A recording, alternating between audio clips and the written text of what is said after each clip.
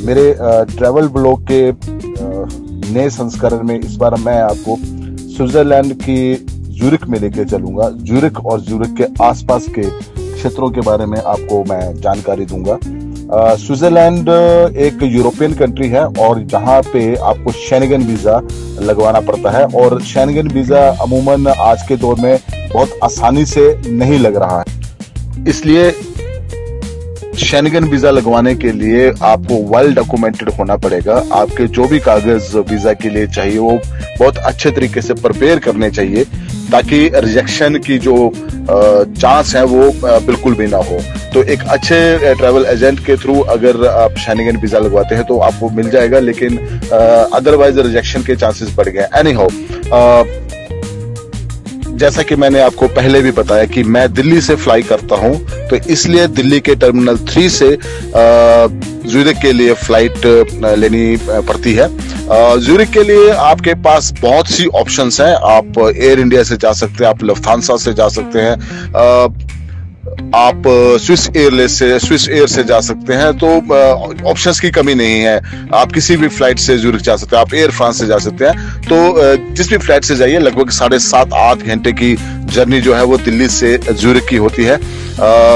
लगभग 5 घंटे का टाइम जोन का फर्क है, वो हमसे पीछे हैं। तो उस हिसाब से आप अपनी फ्लाइट को ले सकते हैं, सो डैट कि अगर आप स्विट्जरलैंड शाम को पहुंचे तो आप आसानी से चेक इन कर सके। चेक इन करने के बाद आप ओवरनाइट ज्यूरिख के अच्छे होटल में रुक सकते हैं और अगले दिन अपनी जो आइटनरी है उसको यूज कर सकते हैं। तो बेहतर हो इस तरीके से आप फ्लाई करें कि आप शाम को ज्यूरिख पहुंचे, सो डैट कि आपका ट्रैवल डे उस दिन हो जाए और आप जाके ज्यूरिख में 7-7.5 घंटे की ट्रैवल के बाद आप जाके आराम से वहां पे रेस्ट कर सकें। अगले दिन का अपना प्रोग्राम आप 2 तरीके से बना सकते हैं। 2 अलग अलग जगह है जहां पे स्विट्जरलैंड में आप जा सकते हैं, ज्यूरिख में खासकर।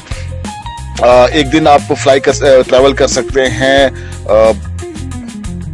माउंट टिटलिस के लिए। माउंट टिटलिस एक लगभग 3300 मीटर की हाइट पे एक ग्लेशियर्स हैं, अल्पाइन्स हैं, जिसके ऊपर पूरा एक साम्राज्य जो है एक तरीके का आप कह सकते हैं स्विट्जरलैंड गवर्नमेंट ने बनाया है, और कई साल पहले बनाया है, आज का नहीं है। कई साल पहले माउंट टिटलिस के ऊपर बनाया है बाय बस। आप माउंट टिटलिस के बेस पे जा सकते हैं, उसके बाद आप वहां से माउंट टिटलिस के बेस से आप केबल कार के द्वारा आप जा सकते हैं। केबल कार लगभग 10 से 15 मिनट का बड़ा केबल कार है।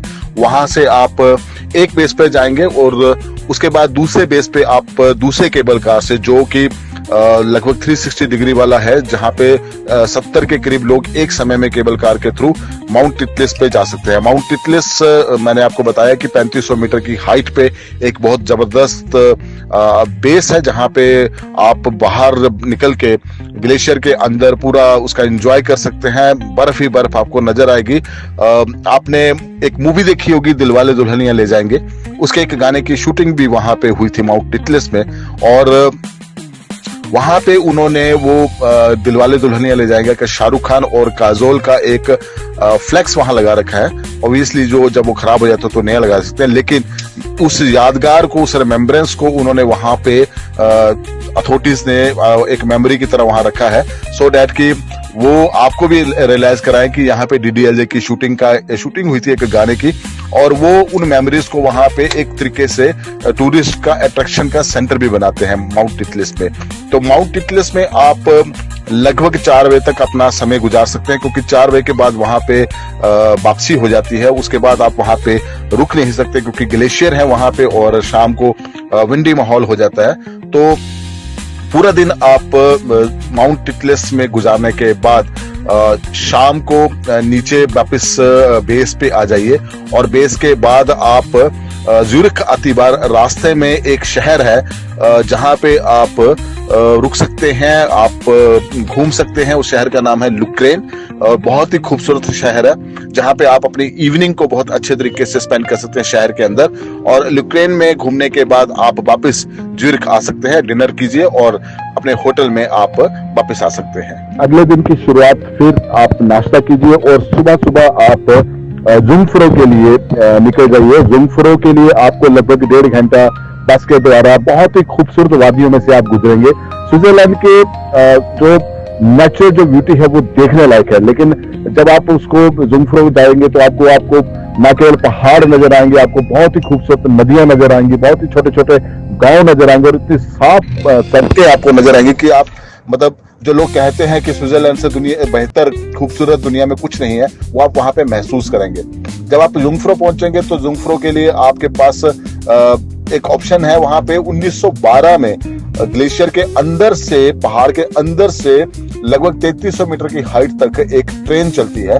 उस ट्रेन में आप वो एक अलग ही फीलिंग है, क्योंकि वो पहाड़ के अंदर से जाती है हाइट की तरफ। 1912 में वो बनी थी और बीच में वो एक स्पॉट भी लेते हैं जहां पे वो ब्रेक लगा के आपको एक, उन्होंने पहाड़ के अंदर एक ऑब्जर्वेशन डेक बनाया हुआ है जहां से आपको पूरा बाहर ग्लेशियर नजर आएंगे, पूरे पहाड़ नजर आएंगे। तो उस ट्रेन के द्वारा आप जुंगफ्रो पहुंचोगे और जुंगफ्रो में आप अगेन जो वहां पे बहुत ही अच्छे रेस्टोरेंट्स हैं, बहुत ही बढ़िया बाहर अल्पाइंस हैं, ग्लेशियर हैं और उन पूरे ग्लेशियर्स का, अल्पाइंस का आप मजा ले सकते हैं। दूर दूर तक आपको पहाड़ जो है बर्फ से भरे हुए नजर आएंगे, आप उनके ऊपर वॉक कर सकते हैं। वहां पे उन्होंने वॉकिंग के लिए, वॉक करने के लिए उन्होंने वहां पे स्टैंड्स बना रखे हैं। तो जुंगफ्रो में आप सारा दिन गुजार सकते हैं और बहुत ही मेमोरेबल दिन होता है जुंगफ्रो में, बहुत ही शानदार होता है क्योंकि रेस्टोरेंट भी बड़े अच्छे हैं वहां पे। और जुंगफ्रो से जब आप वापस आओगे अगेन आपको समय पे वहां से वापस निकलना पड़ता है। जनरली ही जितने भी ये हाइट है, जितने भी जगह है, ये चाहे माउंट टिटलिस है, चाहे जुंगफ्रो है, यहाँ पे 4 बजे के बाद वापसी हो जाती है। वापस बेस पे आइए और रास्ते में आपको एक जगह आएगी, उसका नाम है, छोटा सा शहर, उसका नाम है इंटरलाकेन।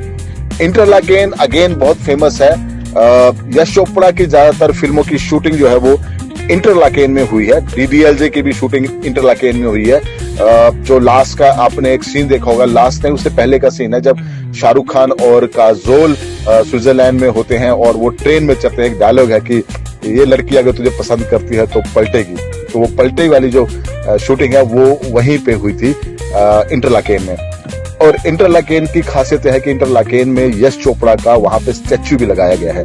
और यश चोपड़ा का स्टैच्यू इसलिए लगाया गया है क्योंकि वहां की अथॉरिटीज ये मानती हैं कि इंटरलाकेन को दुनिया के रोड मैप पे, दुनिया के नक्शे पे लाने वाले जो हैं वो यश चोपड़ा हैं। तो उन्होंने यश चोपड़ा को वहां पे वो मान सम्मान उन्होंने वो दिया है कि इनकी वजह से इंटरलाकेन को दुनिया जानती है, इसलिए उन्होंने एक पार्क के अंदर यश चोपड़ा का स्टैच्यू लगाया हुआ है। वहां पे बहुत ही खूबसूरत रेलवे स्टेशन है, वहां पे बहुत ही खूबसूरत वहां पे नदी बहती है। तो एक अच्छी फोटोग्राफी के लिए आप इंटरलाकेन जैसे छोटे से शहर में, कस्बे में रुक सकते हैं, अपनी शाम को एंजॉय कर सकते हैं और फिर वापस आप ज्यूरिख अपने बेस पे आ सकते हैं। अगले दिन आप स्विट्जरलैंड के ज्यूरिख के आसपास घूम सकते हैं जहां पे एक राइन फॉल्स आता है। राइन फॉल्स बेसिकली तो ज्यूरिख में नहीं है, ज्यूरिख से लगभग 1 घंटे की दूरी पे है, लेकिन इस वाटरफॉल की खासियत यह है कि ये 2 बॉर्डर्स को टच करता है। राइन फॉल के एक तरफ से आप ज्यूरिख से आते हैं स्विट्जरलैंड से, तो और राइन फॉल का दूसरी तरफ जो है वो जर्मनी है, तो जर्मनी के बॉर्डर को वो टच करता है और दोनों तरफ से आप राइन फॉल आ सकते हैं। जो जर्मनी से आते हैं वो भी राइन फॉल आ सकते हैं और जो स्विट्जरलैंड से आ रहे हैं, ज्यूरिख से आ रहे हैं, वो भी राइन फॉल आ सकते हैं। राइन फॉल बहुत ही खूबसूरत है, उसमें आप बोट के द्वारा उस वाटरफॉल को एंजॉय कर सकते हैं, उसके बीच में आप जा सकते हैं, उसके बहुत नजदीक भी आप जा सकते हैं। समर में इस राइन वाटरफॉल में लगभग 600 क्यूबिक वाटर जो है वो पर सेकेंड फॉल करता है, तो पर बहुत ही खूबसूरत है। 150 मीटर चौड़ा ये वाटरफॉल है, राइन वाटरफॉल, जो ज्यूरिख से लगभग 1 घंटे की दूरी पे है। इसके अलावा आप ज्यूरिख में लिंड चॉकलेट फैक्ट्री जा सकते हैं, बहुत बड़ी चॉकलेट फैक्ट्री है। लिंड आपने सुना ही है, दुनिया की सबसे फेमस चॉकलेट्स में से एक है, तो वहाँ चॉकलेट फैक्ट्री आप विजिट कर सकते हैं, उसको एंजॉय मतलब वहां पे आप टेस्ट कर सकते हैं, यू कैन परचेज वहां पे। और इसके अलावा आप ज्यूरिख शहर को घूम सकते हैं, तो एक आप पूरा दिन जो है वो ज्यूरिख शहर में घूमने के लिए अपना लगा सकते हैं।